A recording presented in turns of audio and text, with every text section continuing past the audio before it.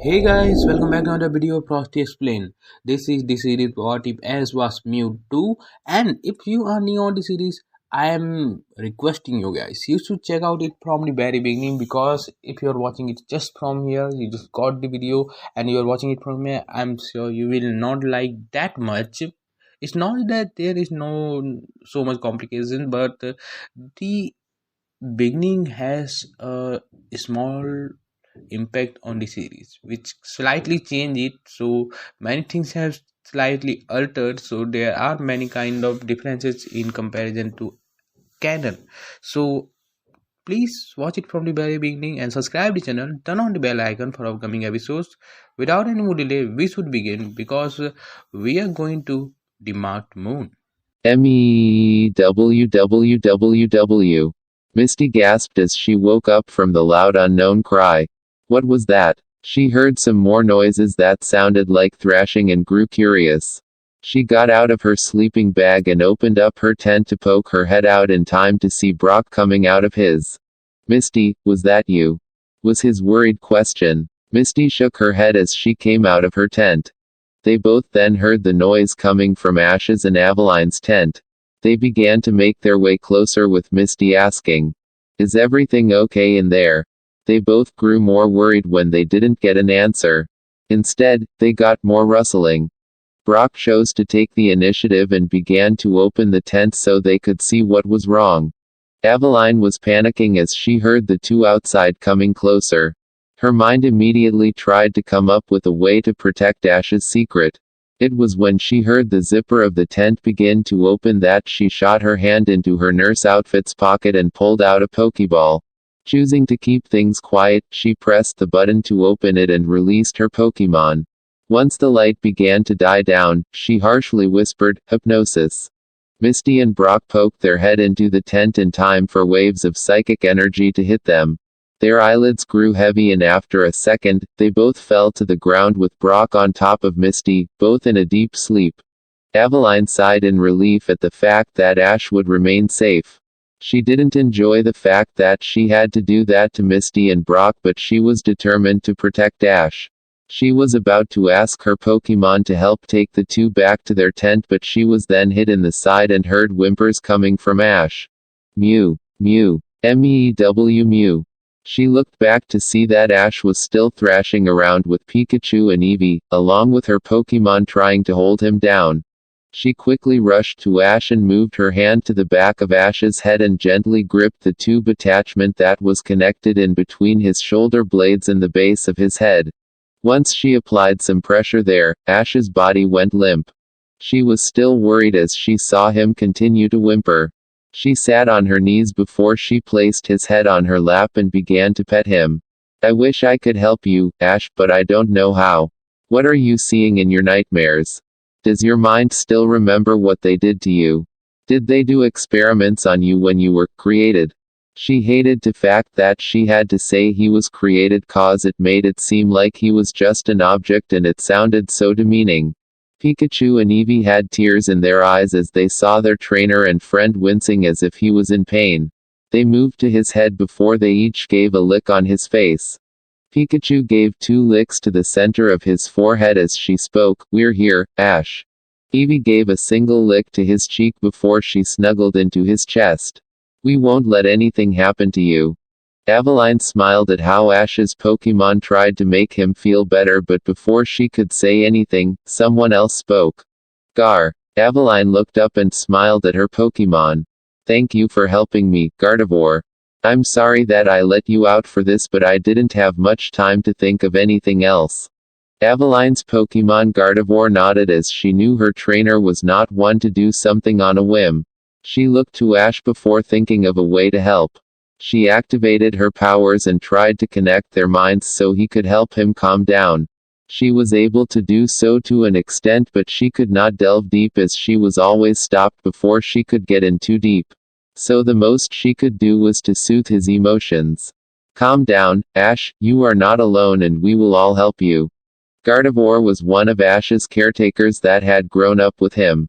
They had met when Nurse Joy, Aveline's mother, had gone to Hone and returned with her as a Ralts.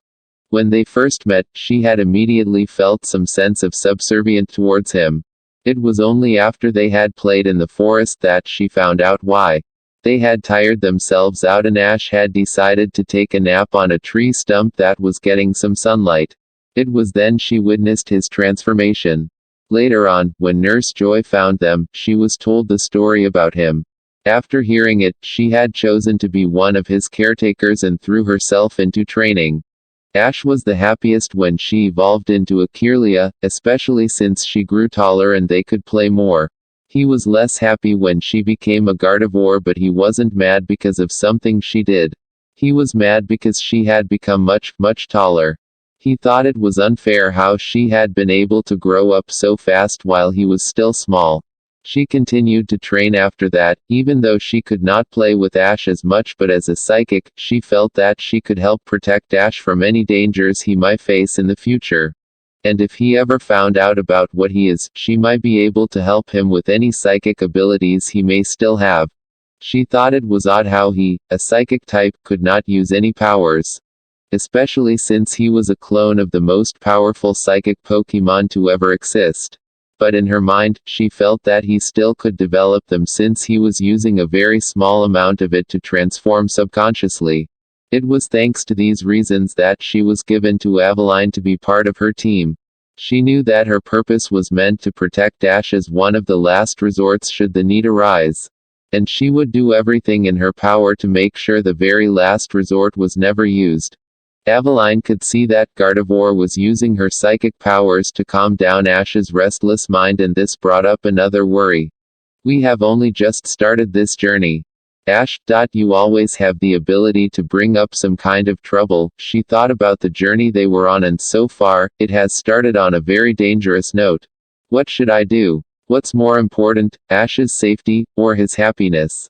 She watched as his facial expression soon changed from one of pain to a more relaxed one.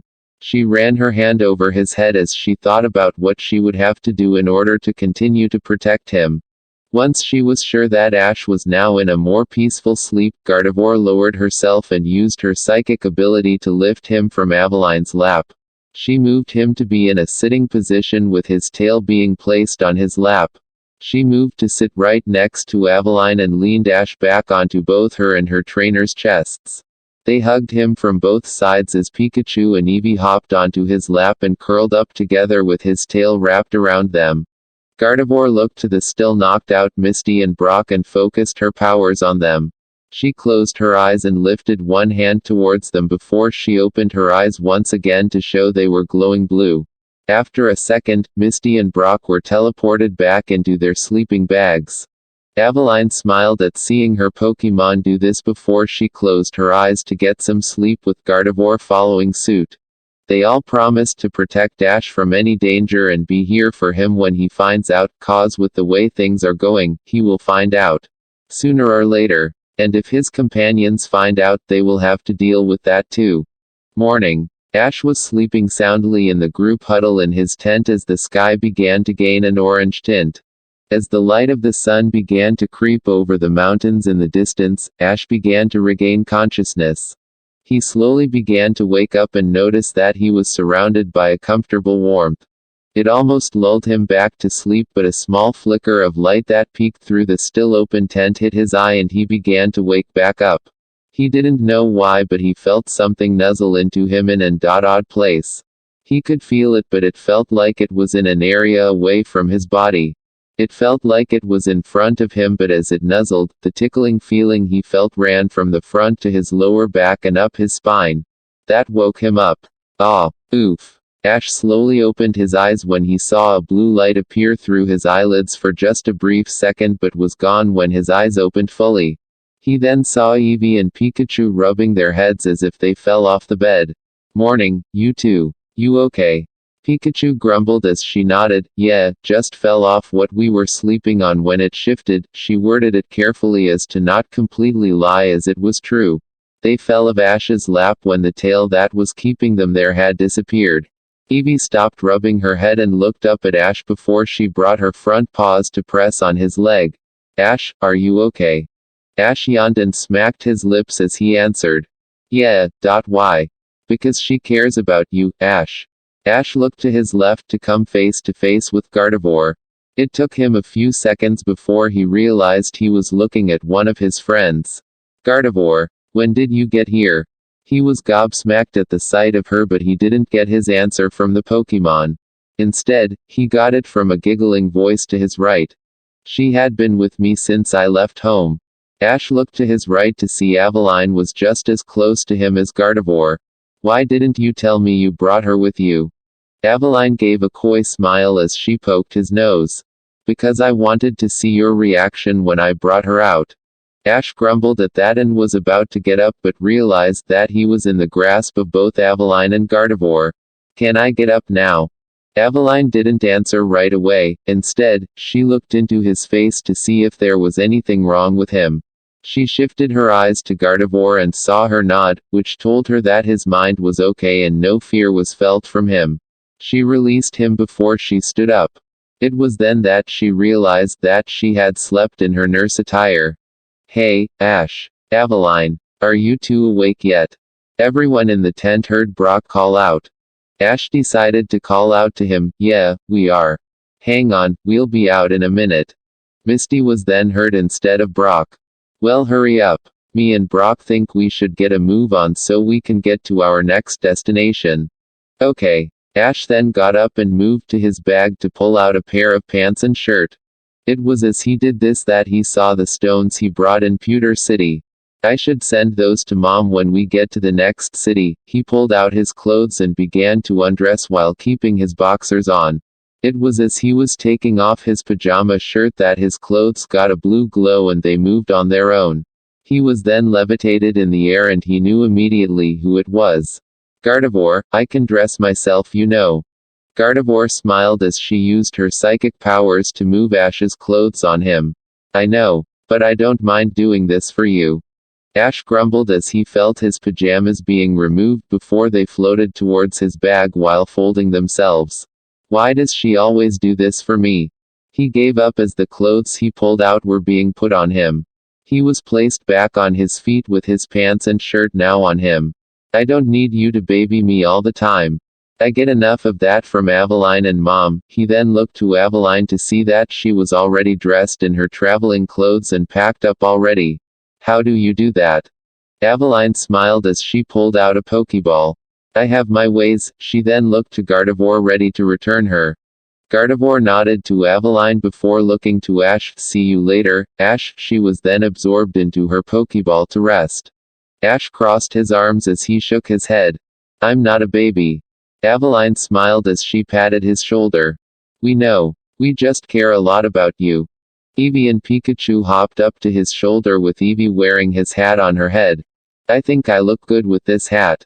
Ash reached up to grab the hat but he shifted her head so she could keep it on. Hey, that's mine. He spun around as if it would get him closer to grabbing his hat despite how she was on his shoulder and moved with his turning.